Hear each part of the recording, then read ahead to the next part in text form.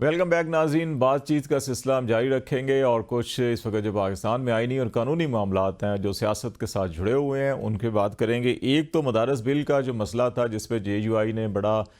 پورے ملک میں ہنگامہ بھی کیا، اور ایک خیال کیا جا رہا تھا کہ شاید ایک بار پھر سیاسی جماعت یا مذہبی جماعت جو ہے کہ وہ اسلام آباد کے اوپر چڑھ دوڑیں، یہاں پہ کوئی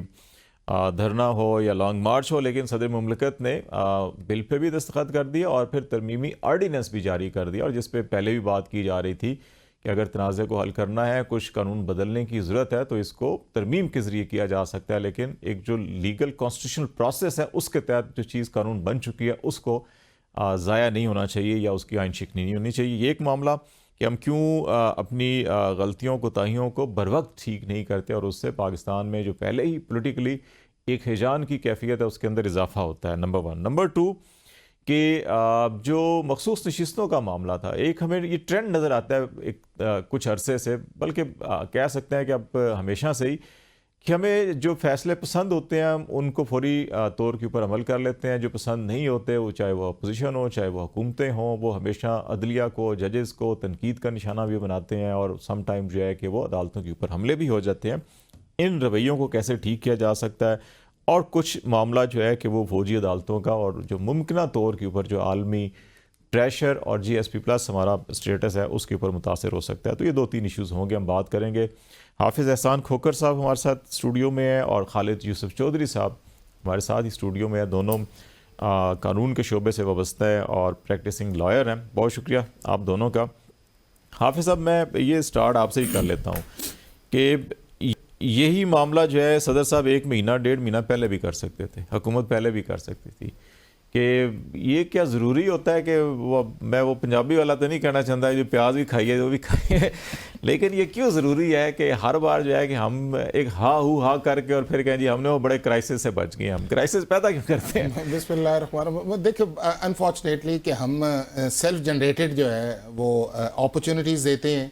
پھر ان اپرچونٹیز پہ اوپر ایک ڈیبیٹ ہوتی ہے، ڈیبیٹ کانٹروورسی کے اندر چلی جاتی ہے، اور کانٹروورسی کے بعد جو ہے پھر ہم کام سچویشنز کی طرف چلے جاتے ہیں۔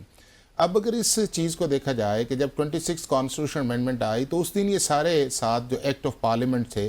یہ سینٹس میں بھی گئے، اور اس کے بعد آپ کی نیشنل اسمبلی کے اندر بھی گئے، نیشنل اسمبلی سے یہ ساری چیزیں جو ہیں وہ پریزیڈنٹ آف پاکستان کو چلی گئیں، اور پریزیڈنٹ آف پاکستان نے اگلے دن جو ہے وہ آپ کا جو کانسٹیٹیوشن امینڈمنٹ تھی اس کو تو سائن کر دیا، لیکن یہ والا جو میٹر تھا جو مدارس کی رجسٹریشن کا، سوسائٹیز رجسٹریشن ایکٹ 1860 کے نیچے تھا، اس کو انہوں نے نہیں کہا، اور ایک ٹیکنیکل گراؤنڈ کے انہوں نے اسپیکر کو بھجوایا، اسپیکر اور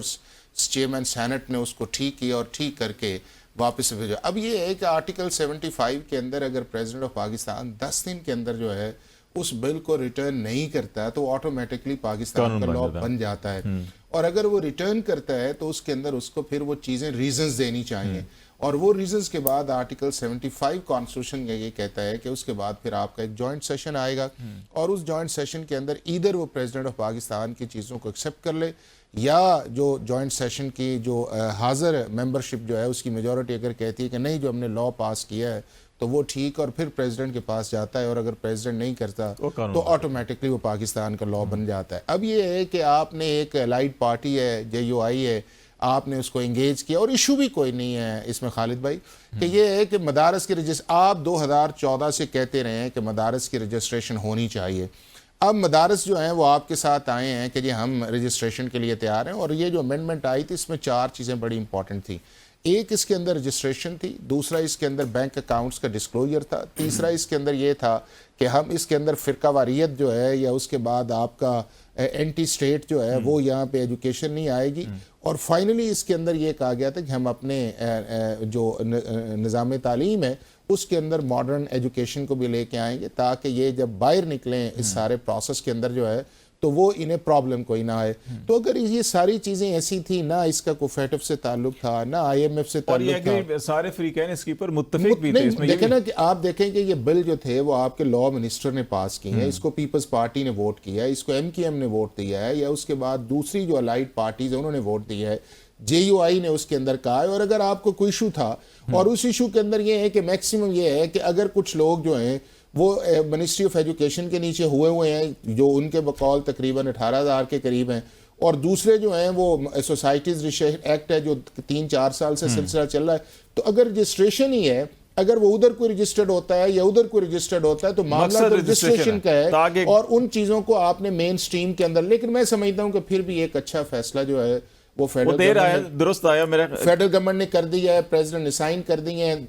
وہ بل بھی آ گیا ہے. جو مولانا صاحب کی بات تھی اور وہ جو کانسٹیٹیوشن ہچ ہے وہ بھی ختم ہو گئی ہے. اور دوسرا جو آرڈیننس کی طرف آیا ہے اس کے اندر ٹھیک ہے, چوائس ہے, آپ ادھر جائیں یا ادھر جائیں. مسئلہ یہ ہے کہ آپ کو جو اسٹیٹ لاز کے امبریلا کے نیچے آنا چاہیے, اور اس امبریلا کے نیچے آ کے جو ہے جو پاکستان کے اندر لا آف دا لینڈ ہے, یا پاکستان کے اندر وہ ساری چیزیں ایسی ہونی چاہیے کہ جس سے یہ لگے کہ مدارس جو ہے وہ پاکستان کے اندر اسلامی تعلیم جو ہے وہ اچھے طریقے سے کر رہے ہیں, اور ان سے جو بچے تعلیم حاصل کر کے نکلتے ہیں وہ پاکستان کا ایک مفید شہری بن سکتے ہیں. چوہدری صاحب, یہ آپ کی طرف بھی آتا ہوں, یہ اس میں بہت سی چیزیں جو ہے نا وہ اس کی بالکل مشابہت رکھتی تھی جو ڈاکٹر علوی صاحب جب صدر تھے, اور وہ ملٹری ایکٹ اور وہ جو آفیشل سیکرٹ ایکٹ کی کچھ ترمیم ہوئی تھیں, اور اس وقت بھی اسی طرح ٹائم بار ختم ہوا, اور بعد میں صدر صاحب نے ٹویٹ کر دیا کہ جناب میں نے تو اس کو واپس بھیجا تھا لیکن میرے سٹاف نے جو ہے کہ بددیانتی کر دی ہے, کیا ہوا, لیکن اس وقت فوری طور کے اوپر ہو گیا تھا, اور ابھی یہ سارے معاملات ہوئے. آپ یہ سمجھتے ہیں کہ یہ ہم ہر موقع کے اوپر بہت ساری چیزوں کے ساتھ سیاست کرتے ہیں یا چھیڑ چھاڑ کرتے ہیں جس کی وجہ سے معاملات خراب ہوتے ہیں. اس نقطے سے ذرا آگے بڑھتے ہوئے, تو ابھی جو مذاکرات کا عمل بھی چل رہا ہے دونوں فریقین حکومت اور اپوزیشن کے درمیان, اس میں بھی ہمیں یہ چھیڑ چھاڑ نظر آ رہی ہے کہ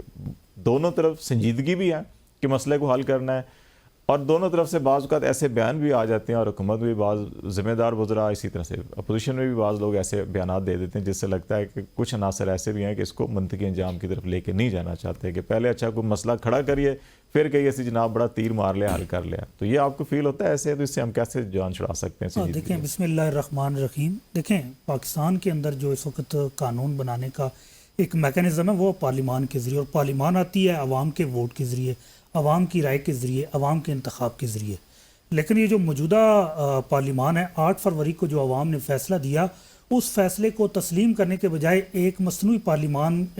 پارلیمانی ممبران یہاں انسٹال کیے گئے, اور ان کے ذریعے جو قانون سازی کی گئی اس کے اوپر عوام کا اعتماد نہیں. اور جس طرح یہ قانون سازی کا سارا پروسیجر کیا گیا, 26ویں آئینی ترمیم جس طرح پاس کی گئی. اب دیکھیں, جب بھی کوئی قانون بنانا ہوتا ہے, بیسیکلی قانون بنانے کا مقصد عوام کی ویلفیئر کے لیے ہوتا ہے, عوام کی فلاح کے لیے ہوتا ہے. لیکن جب اس طرح پارلیمان انسٹال کر دی جائیں اپنی من پسند کے لیے, اس میں عوام کی مینڈیٹ کے اندر رد و بدل کر کے انسٹال کی جائیں, تو وہ پھر عوام کی جو خواہشات ہے اس کو سامنے نہیں رکھتے. ان کے سامنے پھر اپنے کچھ ایجنڈے ہوتے ہیں جس کی بنیاد پہ پھر جو قانون سازی کی جاتی ہے اس کے اوپر عوام کا اعتماد بھی نہیں ہوتا, اور پھر وہ اس کا رزلٹ یہی ہوتا ہے آخر میں جا کے وہ عوام کے اعتماد سے محروم ہوتی ہیں, اور پھر جا کے کنٹروورسی کریٹ ہوتی ہے, اختلاف رائے کریٹ ہوتا ہے, اور پھر قوانین کو تبدیل کرنا پڑتا ہے. جب عوام کے اعتماد کی پارلیمان ہو, عوام کے مینڈیٹ کی پارلیمان ہو, تو پھر وہ قوانین واپس نہیں ہوتے. اس سے پہلے بھی ہم اگر دیکھیں, جہاں دنیا کے اندر پارلیمان عوام کی خواہشات کے مطابق قانون سازی کرتی ہیں تو وہ قوانین تبدیل کرنے کی ضرورت نہیں پڑتی, نہ اس کے آپ کو اس کے خلاف جانے کی ضرورت پڑتی ہے. جب عوام کی مرضی کے مطابق پارلیمان اس کی خواہشات کے مطابق قانون سازی کرتی ہے تو پھر کوئی کنٹروورسی کہیں بھی کریٹ نہیں ہوتی ہے. دیکھیں, خواہشات کے ساتھ ساتھ ایک آئین بھی ہے نا, آئین کو بھی فالو کرنا پڑتا ہے, اور وہ جب چیزیں پروسیس ڈیو مکمل نہیں ہو رہا ہوتا اس سے بھی تو مسائل پیدا ہوتے ہیں. اور اب خواہش پہ دیکھیں, کیونکہ میں اس کو اگلے نقطے کے ساتھ جوڑنے لگا ہوں, جو مخصوص نشستوں کا فیصلہ بھی ہے کہ وہ بھی کچھ کی خواہش ہے کہ عمل فوری ہونا چاہیے, کچھ کی خواہش ہے کہ نہیں یہ عمل نہیں ہونا چاہیے, اور وہ عمل نہیں ہو رہا. سپریم کورٹ کے فیصلے, ایک فیصلہ 2 وزارتوں کے بعد بھی نہیں ہو رہا, اور ابھی وہ نظرثانی جو ہے وہ بھی نہیں لگ رہی, تو معاملہ لٹکا ہوا ہے کہیں کہیں درمیان میں. تو وہ چیزیں جو ہے کہ خواہش ایک طرف, آئین بھی تو ہے نا دوسری چیز, آئین اور قانون. دو خواہشات ہیں اس وقت پیرالل. ایک ہے عوام کی خواہش ہے, ایک چند لوگوں کی خواہش ہے. اب ہونا وہ چاہیے کہ جو عوام کی خواہش ہے, لیکن وہ رہا ہے جو چند لوگوں کی خواہش ہے. اگر چند لوگوں کی خواہش پہ چلا جائے تو پھر ملک نہیں چل سکتے, کیونکہ ملک چلتے ہیں عوام کی خواہش کے مطابق. اگر ملک چلانا ہے, ملک کو آگے لے کے چلنا ہے, تو پھر عوام کی خواہش کے مطابق چلنا پڑے گا, اس کے بغیر کوئی دوسرا چارہ نہیں. دنیا میں جہاں بھی عوام کی خواہش کے مطابق چلا گیا وہاں رزلٹ اچھا نہیں آیا ہے. عوام کی خواہش کے مطابق میرے خیال ہے کہ ہم یہ اس کو اگر ریفریز کروں, میں حافظ صاحب آپ کی طرف آتا ہوں, کہ عوام کی خواہش اس حد تک تو حتمی ہوتی ہے کہ جب وہ اپنا حق استعمال کرتے ہیں ووٹ کا, کہ اس کا احترام ہونا چاہیے. لیکن جب وہ پارلیمنٹ کے اندر آ جاتے ہیں وہ تمام نمائندے, جو عوام کے نمائندے ہیں وہ پھر اس کے بعد میرا خیال ہے قانون اور آئین جو ہے وہ زیادہ اہم ہو جاتا ہے کہ آپ نے آئین کو فالو کرنا ہے اور آئین کے اندر رہتے ہوئے اگر قوانین بنانے ہیں اور پھر اس کو آپ نے فالو کرنا ہے. وہ ہمیں شاید جو ہے اس میں کچھ باتیں نظر آ رہی ہیں. خالد صاحب، ایک تو یہ ہے کہ جو پہلا آپ نے پوائنٹ اٹھایا تھا پریزیڈنٹ الوی صاحب کا، اور ان کا ایک ٹویٹ بھی آیا تھا، اس کو پھر انہی کے جو سیکریٹری تھے، سیکریٹری ٹو پریزیڈنٹ جو تھے، انہوں نے کلیریفائی بھی کیا